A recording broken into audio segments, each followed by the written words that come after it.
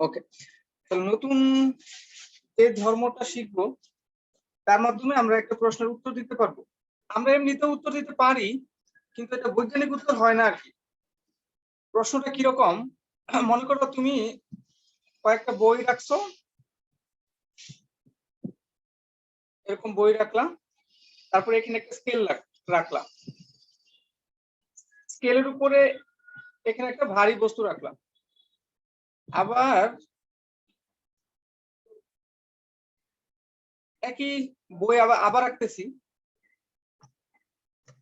এখানে অন্য আরেকটা স্কেল রাখলাম, একই বস্তু রাখলাম। দেখা যায় যে দুই স্কেলের ক্ষেত্রে দুই ধরনের ঘটনা ঘটে। একটা স্কেল এরকম বেঁকে গেছে বস্তুটা রাখার কারণে, একদম বেঁকে গেছে, আরেকটা স্কেল বাঁকে নাই বললেই চলে। খেয়াল করে দেখো আমি কি বলতে চাচ্ছি। একই বস্তু রাখছো তুমি একটা স্কেলের উপরে, স্কেলটা প্রায় সোজায় রয়েছে, সামান্য একটু হয়তো বাঁকা হবে, সামান্য একটু বাঁকা দেখায় আমি। আরেকটা অনেক বেঁকে গেছে, আরেকটা স্কেল অনেক বেঁকে গেছে।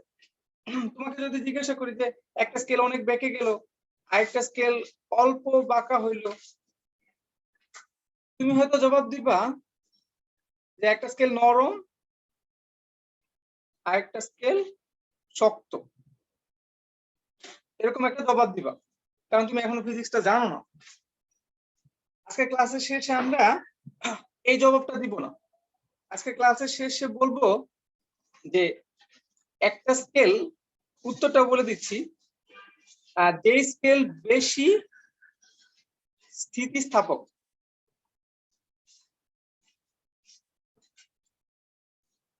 মানে এই স্কেলটা বেশি স্থিতিস্থাপক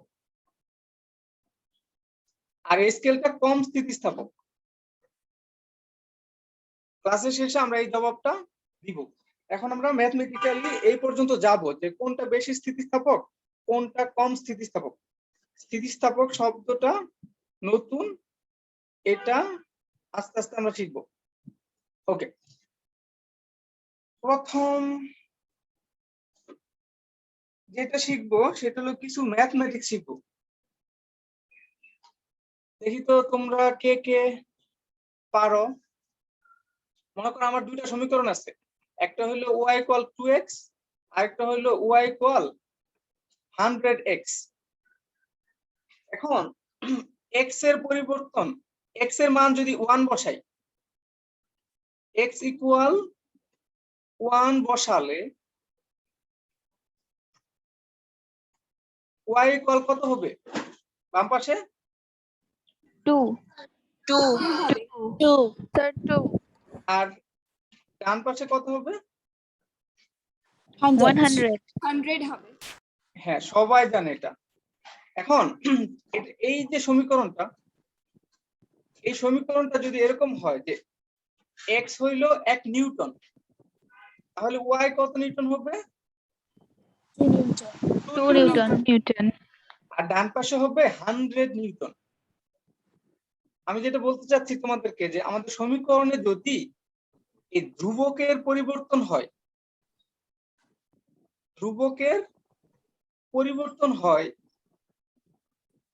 তাহলে সমীকরণের এক পাশে কোনো একটা রাশির পরিবর্তন করলে অন্য পাশে অনেক বেশি পরিবর্তন হয়। আমরা কিন্তু দুই পাশে x এর মান 1 বসাইছি, দুই পাশে x এর মান 1 বসাইছি, কিন্তু প্রথম সমীকরণে y এর মান পাওয়া গেছে মাত্র 2 নিউটন, আর দ্বিতীয় সমীকরণে পাওয়া গেছে y এর মান 100 নিউটন। তার মানে এই ধ্রুবকটা যদি বেড়ে যায় তাহলে আমাদের y এর মান বেড়ে যায়। এটা খুব ভালো করে খেয়াল করো, পরে যেন আর না বলতে হয়। মানে আমার সমীকরণে এরকম আসবে যে y এর মানটা বেড়ে যাচ্ছে, একটা ধ্রুবকের মান বেড়ে যাচ্ছে, তখন তুমি বুঝতে পারবা যে বাম পাশে অনেক বেশি বল প্রয়োগ করতে হবে। ডান পাশে সামান্য একটা চেঞ্জের জন্য বাম পাশে অনেক বেশি চেঞ্জ আনতে হবে। ওকে, এবার হচ্ছে স্থিতিস্থাপকতার সংজ্ঞাটা আমরা দেখব। ছবি আঁকতেছি, তোমরা খেয়াল করবা, সামনে যদি স্কেল থাকে করে দেখতে পারো। মনে করো তোমার কাছে একটা স্কেল আছে, এটা একটা টেবিল আর কি, টেবিলের উপরের অংশ, একটা স্কেল আছে তোমার কাছে। স্কেলটাকে তুমি এই ফ্লোর ইয়ার সাথে, টেবিলের সাথে শক্ত করে ধরলা, এক হাতে, হাতের মধ্যে শক্ত করে ধরলা। এখন স্কেলটাকে যদি তুমি একটু টেনে ডান পাশে বা বাম পাশে কোনো একদিকে টেনে রাখো, তাহলে স্কেলটা এত শক্ত না যে তোমার হাত থেকে ছুটে যাবে, এরকম বাঁকা হয়ে যাবে, এরকম বিকৃত হয়ে যাবে, এরকম বিকৃত হবে স্বাভাবিক। তাহলে এটা হচ্ছে স্বাভাবিক অবস্থা, আর এইটা হচ্ছে বিকৃত অবস্থা। বিকৃত অবস্থা। আমরা যদি সংজ্ঞাটা বলবো, স্থিতিস্থাপকতার সংজ্ঞা বলবো। হ্যাঁ, স্থিতিস্থাপকতা কোন বস্তুকে, অবশ্যই কঠিন বস্তুকে, আজকে আমরা কঠিন নিয়ে আলোচনা করতেছি, কোন বস্তুকে তার স্বাভাবিক অবস্থা থেকে পরিবর্তন করে বল প্রয়োগের মাধ্যমে পরিবর্তন করতে হবে। স্বাভাবিক অবস্থা থেকে বল প্রয়োগের মাধ্যমে পরিবর্তন, বিকৃত করলে, বল প্রয়োগের মাধ্যমে বিকৃত করলে, কোন বস্তুকে বল প্রয়োগের মাধ্যমে বিকৃত করে বল প্রত্যাহার করলে, মানে বিকৃত করলাম প্রথমে, এবার হাতটা ছেড়ে দিলাম, এবার হাতটা ছেড়ে দিলাম, তাহলে কি স্কেলটা আগের অবস্থায় ফিরে যাবে না? আবার এখানে ছিল, এখানে ফিরে যাবে না? সবাই জানে এটা। কোন কঠিন বস্তুকে বল প্রয়োগে বিকৃত করে বল প্রত্যাহার করলে এটি পূর্বের অবস্থায় ফিরে যেতে চায়, ফিরে যেতে চায়। ছেড়ে দেওয়ার সাথে সাথে দেখবা যে চলে যাচ্ছে। এই যে চাওয়াটা, এটাকেই বলে স্থিতিস্থাপকতা। বল প্রয়োগে কোনো বস্তু বিকৃত করে এর উপর প্রযুক্ত বল যদি প্রত্যাহার করা হয়, তাহলে বস্তুটি আগের অবস্থায় ফিরে যেতে চায়। এই ধর্মকেই বলে স্থিতিস্থাপকতা। এই ধর্মটাকে বলে স্থিতিস্থাপকতা। সংজ্ঞাটা যদি আমরা লিখে ফেলি, মুখস্থ করে ফেলবো। হ্যাঁ, যারা রোল ছাড়া আসছো একটু রোল লিখে ফেলো, না হলে তো অস্বস্তি লাগে, কে আসলো না আসলো। সবাইকে তো আমি চিনি না পার্সোনালি, যেহেতু চেনা হয় নাই, দেখা হয় নাই তোমাদের সাথে। দু একজনের সাথে দেখা হয়েছে, মনে হয় শুধু ওয়ারিসের সাথে দেখা হয়েছে, আর কারোর সাথে দেখা, ও আচ্ছা, তুলনাহীনের মনে হয় চিনি। স্যার আমার সাথেও দেখা হয়েছে। কে? স্যার সুরভি নাহার। ও আচ্ছা, মানে আমি যাদের মনে রাখছি আর কি। তোমরা তো 7-এ থাকতে ওই ইয়া স্যারকে জানো, আর্ট টিচার একদিন পরিচয় করে দিছিল, দেখাই দিছিল, এই যে এটা তুলনাহীন না, খুব ভালো ড্রয়িং এ, খুব ভালো, এটা তো বলছিল। আচ্ছা, স্যার স্থিতিস্থাপকতার কোন সংজ্ঞাটা ক্লাসে থাকতে?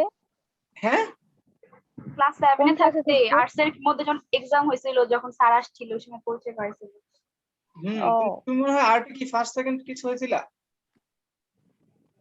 জি না স্যার, আমি স্যার, ফার্স্ট হয়েছিলাম।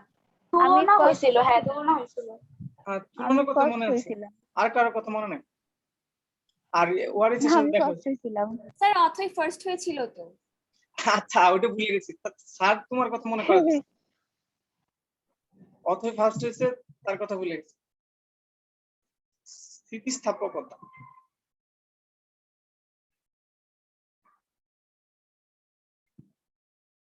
বল প্রয়োগে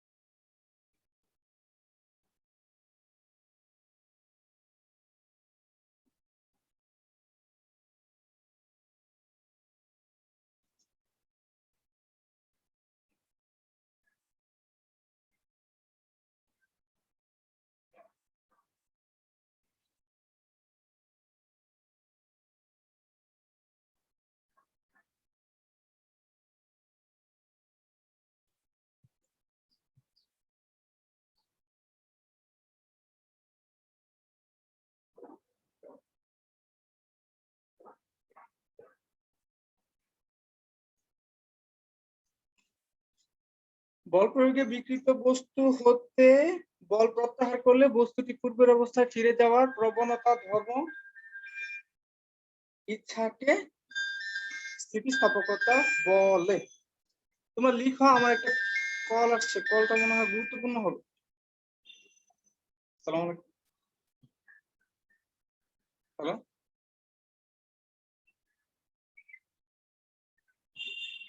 কে?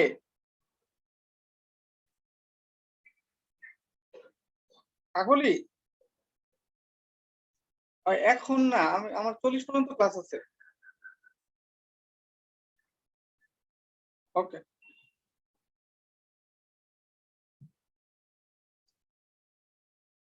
আচ্ছা, আমার মনে হয় সবারই এটা মুখস্থ হয়ে গেছে। ওকে, এখন আমরা আরো দুইটা সংজ্ঞা পড়ি। এই যে বল প্রয়োগ করলাম আমরা, মনে করো একটা ছোট্ট একটা রড বা বড় একটা রড, সমস্যা নাই, একে বল প্রয়োগ করলাম, এখানে কোনোভাবে শক্ত করে আটকাইতে হবে। যদি না আটকে টান দেই এই রডটাকে, এই টান দেওয়ার কোনো অর্থ নাই, তাহলে এই রডের কোনো পরিবর্তন হবে না। কোনো একটা জায়গায় আটকাইতে হবে। আমরা যে যখন স্কেলকে বিকৃত করতে চাইছিলাম, স্কেলটাকে আরেক হাতে শক্ত করে ধরছিলাম, তাই না? না হলে বিকৃত হবে না, টেনে নিয়ে যাওয়া হবে শুধু। আচ্ছা, এখানে রডটাকে কোনোভাবে আটকে দিলাম, তারপরে এখানে যদি আমরা বল প্রয়োগ করি, টান দেই, আমরা বলছিলাম টান বলকে আমরা টি দিয়ে প্রকাশ করি, টেনশন। আগে বলছিলাম বল অধ্যায় মনে হয় বলছিলাম টেনশন। টান টান বলকে আমরা স্পেশালি কি দিয়ে প্রকাশ করি? এটা কিন্তু একটা বল, টান বল। হ্যাঁ,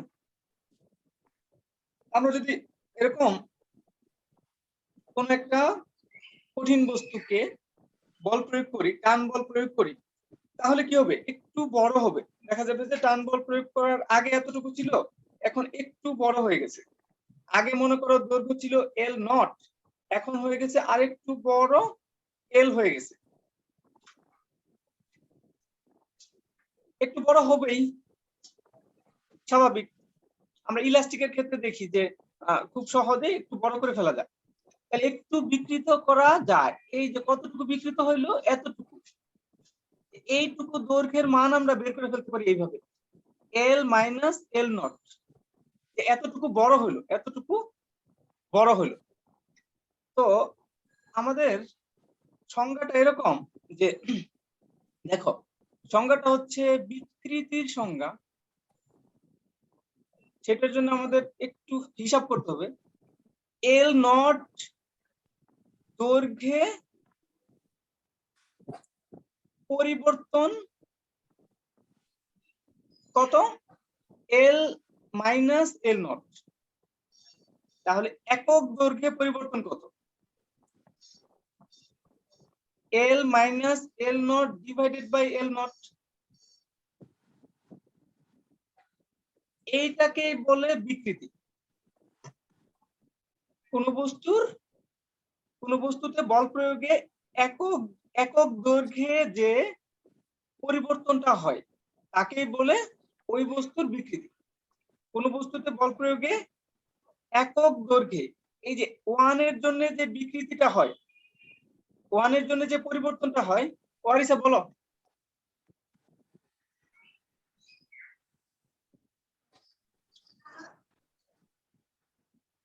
কিছু বলবা?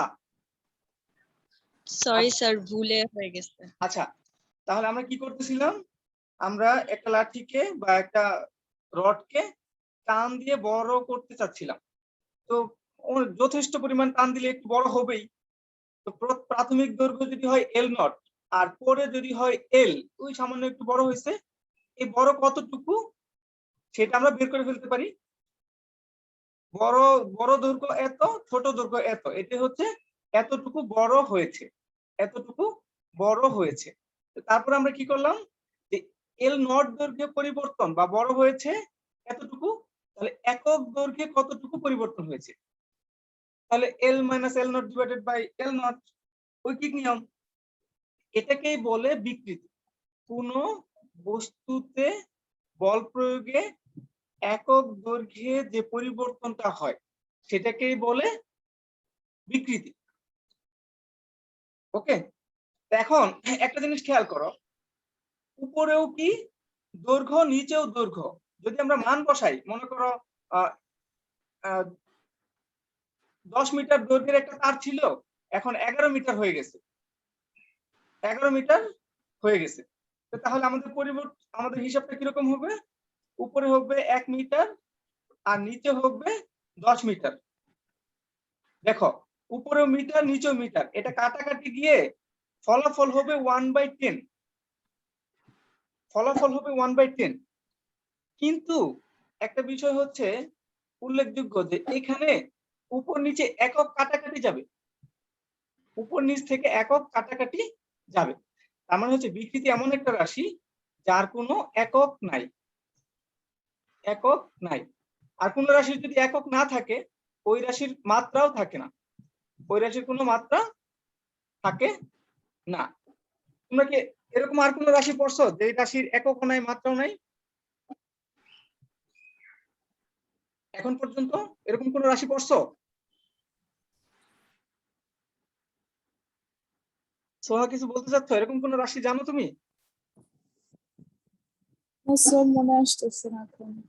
আচ্ছা, তাহলে এমন একটা রাশি আমরা পড়ে ফেললাম, পরিমাপ করতে পারি।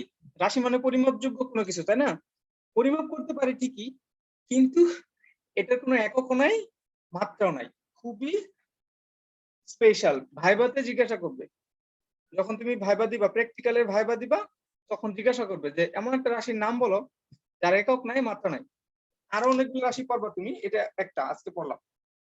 ওকে, এবার হচ্ছে আরেকটা রাশি পড়বো, পীড়ন। স্যার রাশিটার নাম আরেকবার বলেন, হ্যাঁ, যার একক মাত্রা নেই। বিকৃতি, এই যে এটাই বিকৃতি। ওকে, তাহলে ওকে স্যার। বিকৃতির কোনো একক নাই, মাত্রা নাই। নতুন একটা রাশি আমরা পড়ি, পীড়ন। ওই যে আমরা যে বল প্রয়োগ করেছিলাম, বল প্রয়োগ করার কারণে একটু দৈর্ঘ্য বেড়ে গেছিল, সবসময় কিন্তু বেড়ে যাবে না। আমরা যদি এইদিকে বল প্রয়োগ করি, বলের দিক যদি এটা হয়, তাহলে এই বস্তুটার দৈর্ঘ্য বাড়বে। আর যদি বলের দিক এটা হয়, তাহলে কিন্তু বস্তুটার দৈর্ঘ্য কমে যাবে। এটা কিন্তু তোমাদেরকে বলে দেওয়ার দরকার নাই, তারপরে বলে দিলাম। কেটে গেল?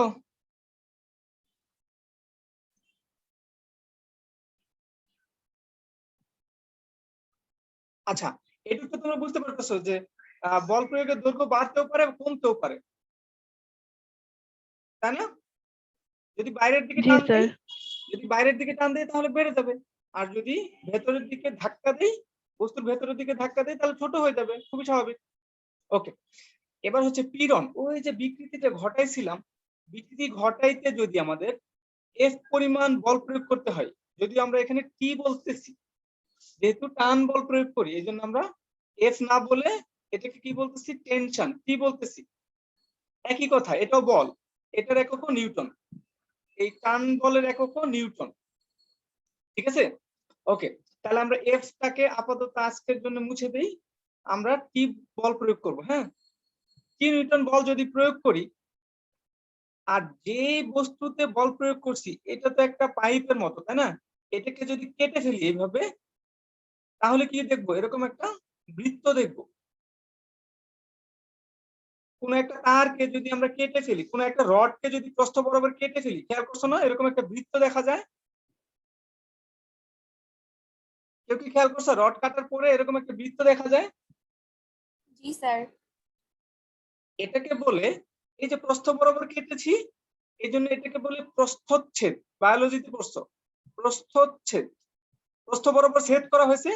আর এই প্রস্থ ছেদ করলে যেই বৃত্তটা দেখা যায়, এর ক্ষেত্রফলটাকে বলে প্রস্থচ্ছেদের ক্ষেত্রফল, বা শুধু প্রস্থচ্ছেদ অনেক সময় বলে, প্রস্থচ্ছেদের ক্ষেত্রফল। অনেক সময় শুধু প্রস্থচ্ছেদ দিয়েও প্রস্থচ্ছেদের ক্ষেত্রফল সহ বোঝানো হয়। যেহেতু এটা বৃত্তাকার, তাহলে এর যদি ব্যাসার্ধ জানা থাকে বা ব্যাস জানা থাকে, তাহলে আমরা খুব সহজে ক্ষেত্রফল বের করে ফেলতে পারবো। তো প্রস্থচ্ছেদের ক্ষেত্রফলকে যদি আমরা এ দিয়ে প্রকাশ করি, তাহলে যদি ব্যাসার্ধ জানা থাকে তাহলে হবে পাই আর স্কয়ার, আর যদি ব্যাস জানা থাকে 1/4 পাই ডি স্কয়ার হবে। তোমরা এটা জানো, গত ক্লাসেও আমরা এই নিয়ে আলোচনা করেছিলাম। এখন বল প্রয়োগ করা হচ্ছে একটা প্রস্থচ্ছেদের বরাবর, এই বরাবর বল প্রয়োগ করা হচ্ছে, তাই না? তার মানে এই প্রস্থচ্ছেদ বরাবর এদিকে বলো। স্যার ব্যাস থাকলে পাই আর স্কয়ার হবে। না, ব্যাসার্ধ। বৃত্তের বৃত্তের ক্ষেত্রে বৃত্তের ক্ষেত্রফল কি পাই আর স্কয়ার না? ওটা তো একটা বৃত্ত। বৃত্তের ক্ষেত্রফল নির্ণয় করে আমরা কিভাবে? পাই আর স্কয়ার। যদি বৃত্তের ব্যাসার্ধ আর দেয়া থাকে, পাই আর স্কয়ার হয় বৃত্তের ক্ষেত্রফল, এটা একটা বৃত্ত। আর যদি ব্যাস দেয়া থাকে, ডি দেয়া থাকে, ব্যাসার্ধের দ্বিগুণ যদি দেয়া থাকে, তাহলে 1/4 করে দিতে হবে, 1/4 পাই ডি স্কয়ার। ওকে, এবার দেখো আমরা এখন কি করব, এই পীড়নের সংজ্ঞাটা বের করতে চাচ্ছি। হ্যাঁ, আমরা কি কাজ করছি? এ ক্ষেত্রফলের উপরে টি পরিমাণ বল প্রয়োগ করে বিকৃতি ঘটাইছি। এ ক্ষেত্রফলে এতে প্রযুক্ত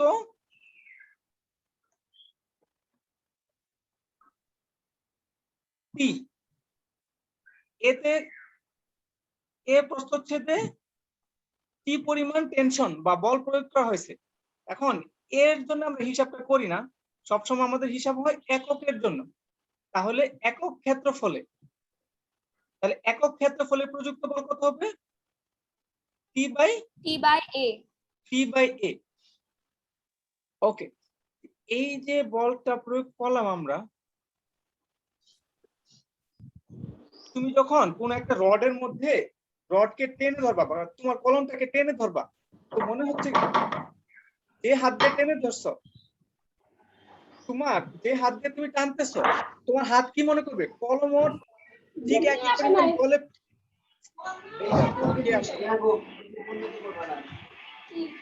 আজকে এটা দিও না, এদিকে তো শুয়ে সেপটিক দলের মধ্যে শুতে যাবা। মৌমিতা তোমার মাইক মিউট করো।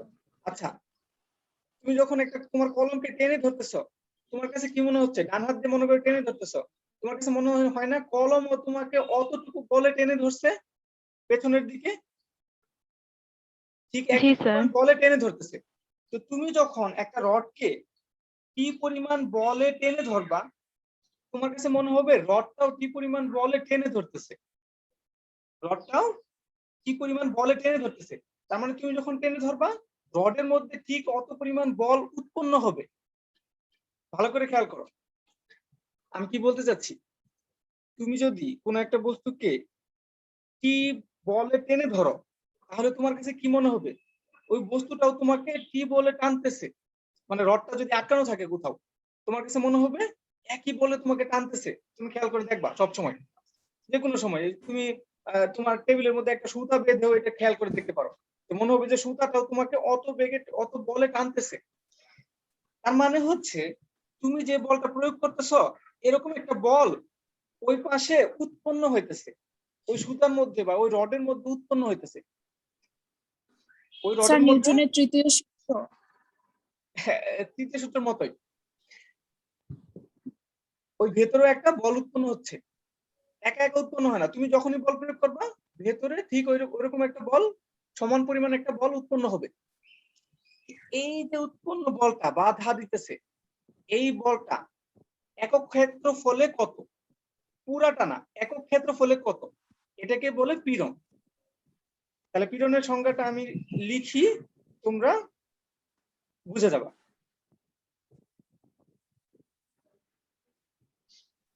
কোন বস্তুতে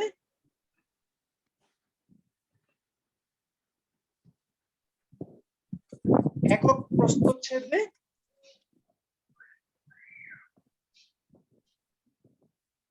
উদ্ভূত, মানে উদ্ভব হয় আর কি, উদ্ভূত বলকে পীড়ন বলে। স্যার হ্যাঁ বলো। স্যার পীড়ন কি শুধু প্রস্থচ্ছেদের ক্ষেত্রেই প্রযোজ্য নাকি যে কোনো ক্ষেত্রফলের ক্ষেত্রে?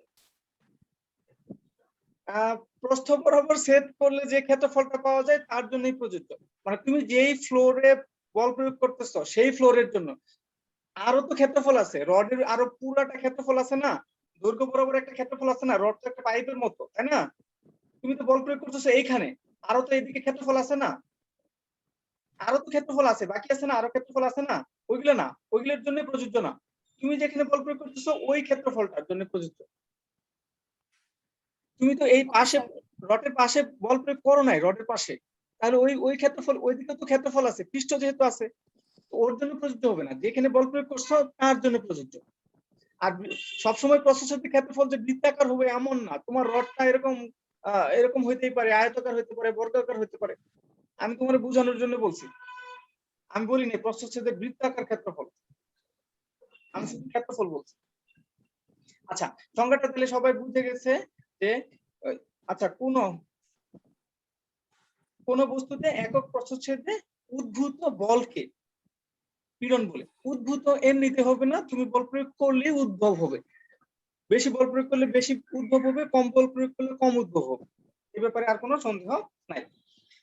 এবার হচ্ছে আমরা একটা সূত্রে যাব, যে সূত্র দিয়ে ব্যাখ্যা দিতে চাচ্ছি। সূত্রটা হচ্ছে ইয়ং এর সূত্র। বিজ্ঞানী ইয়ং এই সূত্রটা আবিষ্কার করছেন। তোমরা কি কেউ পড়ে ফেলছো অলরেডি? ইয়ং এর সূত্রটা কেউ পড়ে ফেলছো, বলতে পারবা?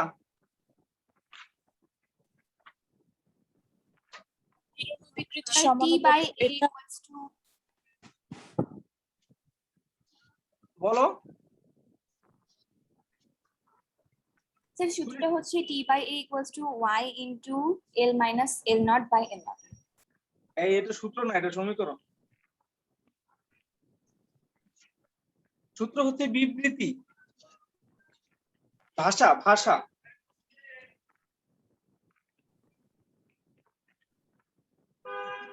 আচ্ছা, সবসময় এই অধ্যায়ের সবসময় একটা জিনিস মনে রাখতে হবে, সেটা হচ্ছে লিমিট। লিমিটের বাংলা সবাই জানো, জানানোর দরকার নাই। সীমা, মনে করো মৌমিতার বাসায় একবার সাউন্ড হয়েছে, আমি তাকে বকা দেই নাই, তাই না? যদি আজকের ক্লাসের মধ্যে 10 বার হইতো, তাহলে বা 5 বার হইতো, 3 বার হইতো, আমি কিন্তু বকা দিতাম, বলতাম যে হ্যাঁ এরকম বেখেয়ালি মেয়ে কেন। তার মানে লিমিট সে ক্রস করে ফেলতো। একবার হলে সমস্যা না, ঠিক আছে, এটা অ্যাক্সিডেন্ট। কিন্তু যদি বারবার হইতো তাহলে লিমিট ক্রস করে ফেলতো। আমি বলতে চাচ্ছি যে আমাদের এই সূত্রটার মধ্যে, এই যে ইয়ং এর যে সূত্রটা আমরা পড়বো, আচ্ছা আমরা ইয়ং এর সূত্র পড়বো না, আমরা ইয়ং এর গুণাঙ্ক পড়বো, আমরা পড়বো হুকের সূত্র। হুকের সূত্রটা একটা সীমার মধ্যে কাজ করে, সীমার বাইরে কাজ করে না। সীমা সম্পর্কে আমরা আরেকদিন আলোচনা করবো নি। আচ্ছা এখন একটু আলোচনা করি। মনে করো তুমি টান দিতেছো, এই রডটাকে টান দিতেছো, টান দিয়ে দিয়ে এত বেশি টান দিছো যে রডটাকে ছিঁড়েই ফেলছো, রডটাকে একদম ছিঁড়ে ফেলছো, ভেঙে ফেলছো, তাহলে আমাদের এই হুকের সূত্র কাজ করবে না। হুকের সূত্র ততক্ষণ পর্যন্ত কাজ করবে তুমি ছেড়ে দেওয়ার পর যদি আগের অবস্থায় ফিরে আসে। তোমার রডটাতে এতটুকু বল প্রয়োগ করছো, তুমি যখন ছেড়ে দিছো রডটা আগের অবস্থায় ফিরে আসছে। অনেক সময় ফিরে আসে না, আমি তোমাদের একটা উদাহরণ দিই তাহলে মনে পড়বে।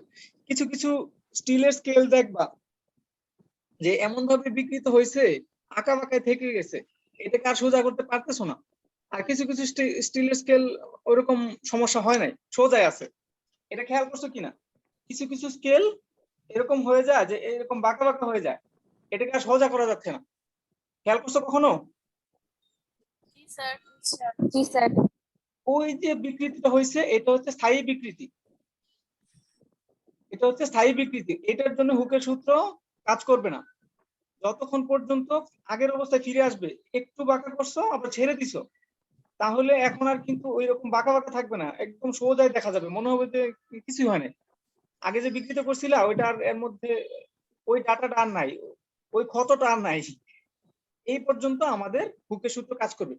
একটা সীমা আছে, এই সীমার বাইরে গেলে হুকের সূত্রটা কাজ করবে না। তো সূত্রটা একটু বলি আমি তোমাদেরকে। আমাদের স্থিতিস্থাপক যে সীমাটা আছে, স্থিতিস্থাপক সীমার মধ্যে,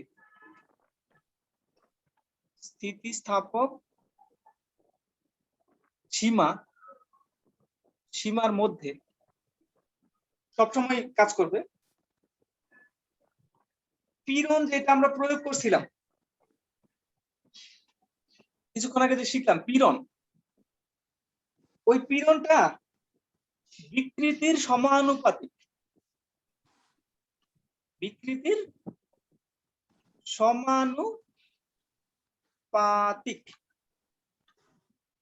তার মানে হচ্ছে এই পীড়ন আর বিকৃতি পরস্পরের সমানুপাতিক, এটা বলতে আমাদের হুকের সূত্র। স্থিতিস্থাপক সীমার মধ্যে এটা হচ্ছে কন্ডিশন, এই কন্ডিশনে পীড়ন বিকৃতির সমানুপাতিক। তার মানে হচ্ছে যত বেশি বল প্রয়োগ করবা বিকৃতি তত বেশি হবে, যত কম বল প্রয়োগ করবা বিকৃতি তত কম হবে। এটাই তো সমানুপাতিক শিখায় আমাদেরকে। হুকের সূত্র খুব সহজ, স্থিতিস্থাপক সীমার মধ্যে পীড়ন বিকৃতির সমানুপাতিক। ঠিক আছে, এখন এই যে কথাগুলো আমরা সমীকরণ আকারে লিখবো। সমীকরণটা হচ্ছে আমাদের এরকম, পীড়ন ছিল আমাদের টি বাই এ, এটা কার সমানুপাতিক? বিকৃতি। বিকৃতি ছিল L minus L naught divided by L naught. সবার মনে আছে নিশ্চয়ই, এতক্ষণ আমরা শিখছি কিন্তু এটা হচ্ছে বাম পাশে হচ্ছে পীড়ন আর ডান পাশে হচ্ছে বিকৃতি, আর এটা হচ্ছে সমানুপাতিক চিহ্ন। সমানুপাতিক চিহ্ন যদি তুলে দিতে চাই তাহলে আমাদের সমানুপাতিক ধ্রুবক দিতে হয়, সমানুপাতিক ধ্রুবক দিতে হয়। এটা হচ্ছে আমাদের সেই সমানুপাতিক ধ্রুবকটা ওয়াই, ওয়াই ফর ইয়ং। আমি এত এক্সাইটেড ছিলাম, ইয়ং ইয়ং গুণাঙ্ক বলে ফেলছি, হুকের সূত্রকে ইয়ং এ নিয়ে চলে গেছিলাম আর কি। এটা শিখানোর টার্গেট ছিল। তো এটা হচ্ছে আমাদের সমানুপাতিক ধ্রুবকটা, এটা আবিষ্কার করছেন বিজ্ঞানী ইয়ং। ওনার নাম অনুসারে এই ওয়াইটা যেটা ধ্রুবকটা, এটা হচ্ছে ইয়ং গুণাঙ্ক। তো ইয়ং গুণাঙ্কর ইংরেজি আবার মডুলাস, ইংরেজি হচ্ছে ইয়ং মডুলাস। আমি হয়তো পরীক্ষার মধ্যে ইয়ং মডুলাস দিয়ে ফেলবো, এই জন্য দুইটাই তুমি জানা রাখবা। ইয়ং মডুলাস আর ইয়ং গুণাঙ্ক একই কথা, ইংরেজি আর বাংলা। এটা হচ্ছে আমাদের একটা সমীকরণ, আজকের দিনের শেখা চমৎকার একটা সমীকরণ। সবাই একটু মুখস্থ করে ফেলো তো। তারপরে একটা চমৎকার একটা ম্যাথের মতো দেওয়ার চেষ্টা করি। দেখো, এখন প্রথম প্রশ্নটার উত্তর পেয়ে যাবো আমরা উত্তর খুঁজতেছিলাম যে আমাদের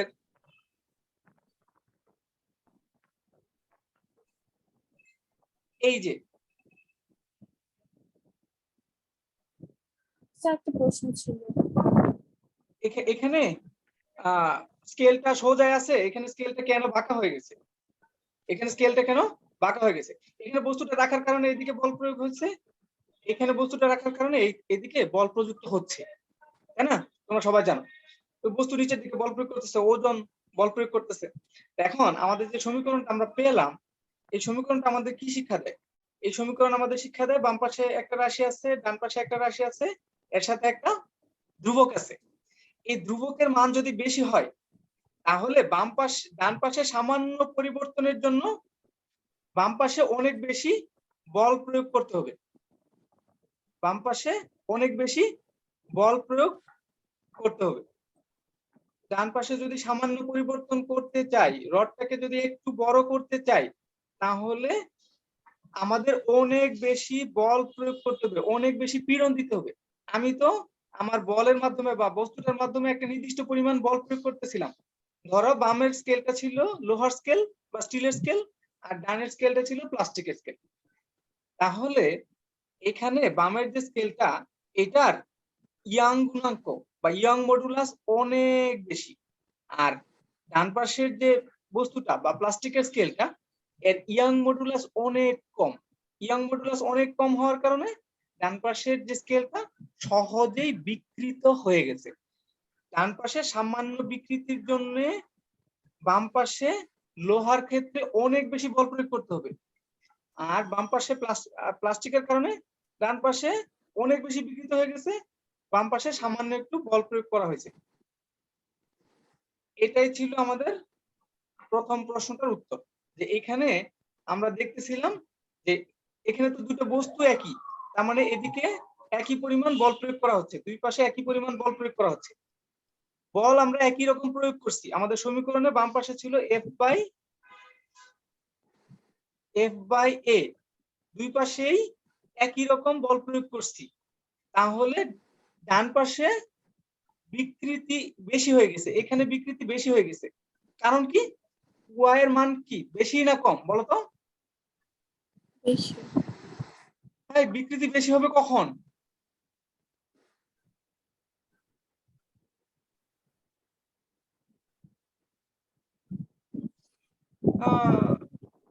আচ্ছা ধ্রুবকের মান বেশি হলে তখন দেখো আমরা কি বলছিলাম, বেশি বল প্রয়োগ করে চেঞ্জ একই রকম যদি হয়, বেশি বল প্রয়োগ করে চেঞ্জ যদি একই রকম হয়, তাহলে তো এখানে ইয়াং গুণকের মান কম হবে, ইয়াং গুণকের মান কম হবে। আমাদের সমীকরণটা এরকম ছিল না? এই যে আমরা তো কি করছি, একই রকম বল প্রয়োগ করছি, বাম পাশে নির্দিষ্ট, বাম পাশে কি করে দিছি, নির্দিষ্ট করে দিছি না? বাম পাশে তো চেঞ্জ আনতে পারতেছি না, কিন্তু দেখা গেছে যে ডান পাশে কি হয়ে গেছে, বেশি চেঞ্জ হয়ে গেছে। 1 মিনিট আমাকে সময় দাও। ডান পাশে কি হয়ে গেছে, বেশি চেঞ্জ হয়ে গেছে। বেশি চেঞ্জ হয়ে গেছে মানে কি, লম্বা হয়ে গেছে, অনেক বেশি বিকৃত হয়ে গেছে। ডান পাশে অনেক বেশি বিকৃত হয়ে গেছে, ডান পাশে অনেক বেশি বিকৃত হয়ে গেছে, মনে করো 2 হয়ে গেছে, এখানে 2 হয়ে গেছে কিন্তু এখানে সমান। তার মানে কি, প্রথমটার ক্ষেত্রে এখানে যদি 1 হয়, তাহলে দ্বিতীয়টার ক্ষেত্রে এখানে হইতে হবে হাফ, তাই না? মনে করো প্রথমটার ক্ষেত্রে বিকৃত হয়েছিল 1, দ্বিতীয়টার ক্ষেত্রে বিকৃত হয়েছে 2, নিচের দিকে বেশি নেমে আসছে, তাহলে প্রথমটার ক্ষেত্রে y এর মান হইতে হবে কত, ধরো 1, তাহলে দ্বিতীয়টার ক্ষেত্রে y এর মান কত হবে, হাফ। কারণ বাম পাশে তো ফলাফল একই থাকবে, বাম পাশে ফলাফল একই থাকতে হবে, ঠিক আছে? তার মানে বিকৃতি বেশি হওয়া মানে হচ্ছে, এটা কিন্তু ইন্টারমিডিয়েটে যাওয়ার ব্যাস লাগবে, বিকৃতি বেশি হওয়া মানে ইয়াং গুণাঙ্ক কম হওয়া, ইয়াং গুণাঙ্ক কম হওয়া, বস্তুটা কম দৃঢ় হওয়া। এখন তোমাদের জন্য একটা প্রশ্ন, যে তুমি কি একই বল প্রয়োগ করে লোহাকে সহজে বিকৃত করতে পারবা, নাকি রাবারকে সহজে বিকৃত করতে পারবা? কোনটাকে সহজে বিকৃত করতে পারবা 1 নিউটন বল প্রয়োগ করে? স্যার রাবারকে। রাবারকে। এখন প্রশ্ন হচ্ছে যে রাবারের ইয়াং গুণাঙ্ক বেশি নাকি লোহার ইয়াং গুণাঙ্ক বেশি? স্যার লোহার ইয়াং গুণাঙ্ক বেশি। লোহার ইয়াং গুণাঙ্ক বেশি। হ্যাঁ, উল্টাটা তো এই জন্য ঝামেলাটা হয়, বিকৃতি বেশি মানে ইয়াং গুণাঙ্ক কম। কম, উল্টা। এটা মনে রাখবা, ইন্টারমিডিয়েটেও এটা অনেক কাজে লাগবে, তোমাকে বলবে যে 1 খন্ড লোহা আর 1 খন্ড রাবারের মধ্যে কোনটার ইয়াং গুণাঙ্ক বেশি, প্রমাণ করো। আমাদের এখানে প্রমাণ নাই, শুধু এইটুকু জানলেই হবে। আগামী ক্লাসে আমরা যেটা করব, এই অধ্যায়ের ছোটখাটো কিছু প্রশ্ন নিয়ে আলোচনা করব। তোমাদের যদি কোনো প্রশ্ন থাকে তোমরা আমাকে বলবা, আর না হলে আমি স্যার একটা প্রশ্ন আছে। হ্যাঁ বলো। স্যার এই হুকের যে সূত্র, ইয়াং গুণাঙ্কের যে সূত্রটা, স্যার এখানে কোনো একক নাই? হ্যাঁ, কেন একক থাকবে না? এই দেখো সমীকরণে আমি কি সব মুছে দিছি? না, মুছে দিই নাই তো। দেখো কি হয়, কোথায় গেল? দেখো তো এখানে কি কি আছে রাশিগুলো ডান পাশে। স্যার এখানে বিকৃতি আছে। হ্যাঁ, বিকৃতির কোনো একক নাই, বিকৃতির কোনো একক নাই, তাহলে ইয়াং গুণাঙ্কের একক হচ্ছে পীড়নের একক। এক পাশে একক আছে, আরেক পাশে একক আছে নাই, এরকম তো হবে না। তাহলে ইয়াং গুণাঙ্কের একক হচ্ছে পীড়নের একক। তাহলে পীড়নের একক কি, নিউটন পার মিটার স্কয়ার অথবা প্যাসকেল। এই যে বল ডিভাইডেড বাই ক্ষেত্রফল। তাহলে ইয়াং গুণাঙ্কের একক নিউটন পার মিটার স্কয়ার অথবা প্যাসকেল। তোমাদের বইতে গিগা প্যাসকেল আকারে দেয়া আছে। গিগা মানে কত বলো তো?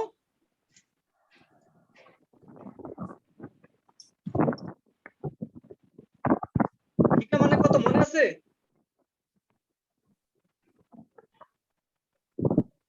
তো এটা তো ধ্রুবক।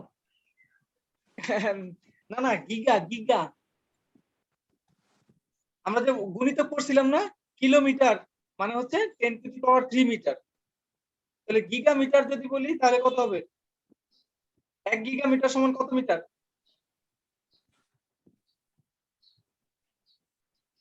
10⁹ মিটার। ভুলে গেছে? আবার দেখবা ওই লিস্টটা, আবার দেখবা। হ্যাঁ, তোমাদের বইতে এইভাবে ওই গিগা প্যাসকেল, কিলো প্যাসকেল এইভাবে দেয়া থাকে, অনেকগুলো রাশি এইভাবে দেয়া আছে। আগের বিষয়গুলো ভুলে গেলে শেষ। ওকে, তোমাদের প্র্যাকটিক্যাল ক্লাস আছে, আজকের ক্লাস এই পর্যন্ত। আল্লাহ হাফেজ। স্যার আজকে তো প্র্যাকটিক্যাল ক্লাস নেই। ও আচ্ছা, ঠিক আছে। স্যার স্যার আমার বলো। একটা কথা ছিল। বলো। স্যার আমাদের এখানে তো লকডাউনের কারণে আমি বের হতে পারিনি, আর স্যার আমি প্র্যাকটিক্যাল খাতাটাও আনতে পারিনি।